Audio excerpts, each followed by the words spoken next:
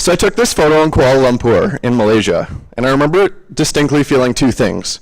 One, I was very excited to have founded a radio station with such an excellent philosophy. And two, I was very sad that it was on the other side of the world. Today I'm going to tell you about my international journey and how that's resulted in me being part of a really cool project in Vancouver called the New Welcome House. And I'm only going to say a little bit about that right now, but the New Welcome House is a world-leading facility that's being built a little bit to the southeast of Commercial Broadway SkyTrain station. So my first international experience was actually a trip to Ecuador. And at the time, I traveled to Ecuador to build houses for poor people.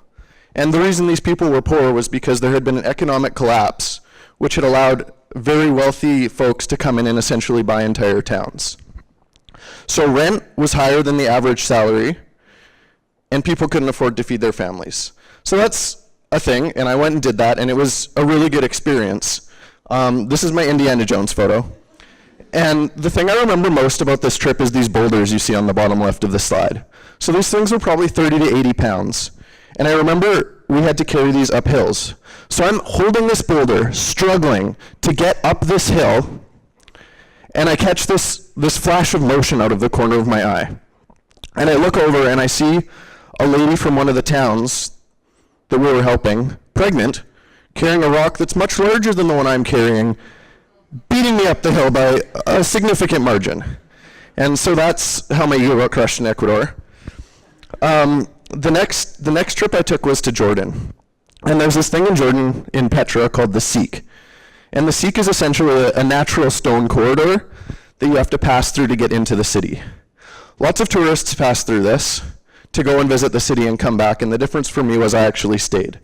So once I passed through the Sikh, I became part of the tourist attraction. And I worked with a Bedouin family there, and we actually were able to stay with the Bedouin family. They're Aboriginal people in Jordan, so they have years and thousands of years of history, and they invited white people to stay in their homes, people who are disgusting enough to show their knees. I don't know if you know anything about Arab culture, but that's a very, we're basically slutty because we show our knees. That's what it boils down to. And the reason they invited us there is because we have this common interest in their heritage.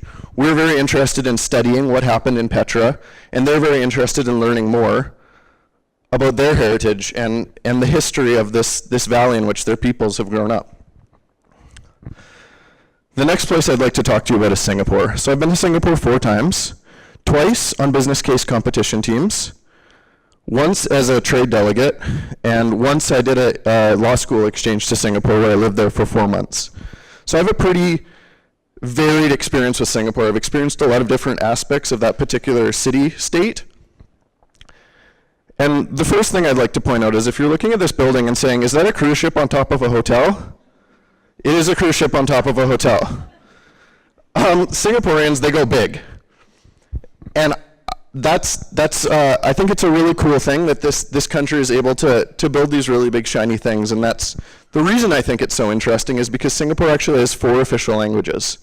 They have 4 official languages and 4 major religions with double the population of the Lower Mainland, and they're all crammed into a size about a land area about the quarter of the size of where we're living. So despite all that diversity, they're able to accomplish these really great things. And they have a lot of rules. So Singapore is known as the fine city. You're not allowed to spit, you're not allowed to chew gum, you're not allowed to throw cigarette butts. You might be saying, so what, that's the same as Vancouver. But the difference is if you go to downtown Singapore, the streets are immaculate. There's not a cigarette butt to be seen. There might be a piece of trash here or there, but there's definitely no gum stuck to the sidewalk. And what's so fascinating to me is that there's all these cultures, and they're all working together. And you might think, well, they're all really repressed, obviously. But Singapore is able to maintain this really great sense of humor. And they have this sort of strange subversiveness to what Singaporeans think are funny. So this is an ad for Nike soccer cleats, and it says, "Fuel the ball, not defeat." Hilarious, right? Obviously, I instantly connect with something that's as goofy as that. But so here we have this society that's amazingly industrious, but also just kind of silly. And so my next international experience is with the Immigrant Services Society of British Columbia. Now this is the oldest refugee and immigrant settlement services agency in the province, and it deals with the most refugees out of any other refugee settlement service agency in the province. And if you don't know what a refugee is somebody who's been displaced from their home due to human rights violations. So these aren't people that have chosen to leave. These are people that have been disenfranchised, pushed out of their homes. They might live in refugee camps for a time, and generally the country they land in, they don't know the language, they don't have any connections, and they can have a really hard time getting around. And that's why the Immigrant Services Society is building this thing called the New Welcome House. And again, this is a 55,000 square foot facility. There's going to be housing for about 180 people, and it's going to be modular. So when families come, they can actually stay and live together. There's legal, financial, and medical services all under one roof.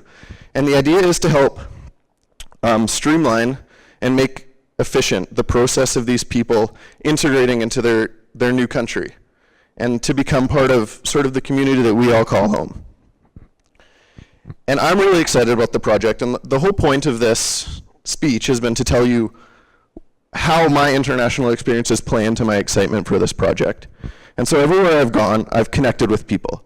So whether that's the strength of pregnant ladies in Ecuador, whether that's a connection to culture in Jordan, whether that's a quirky sense of humor in Singapore, or even a dislike of a particular Canadian celebrity in Malaysia,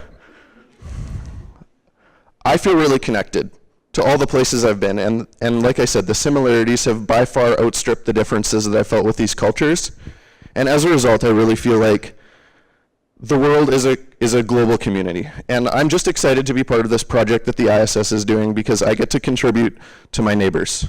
Thank you.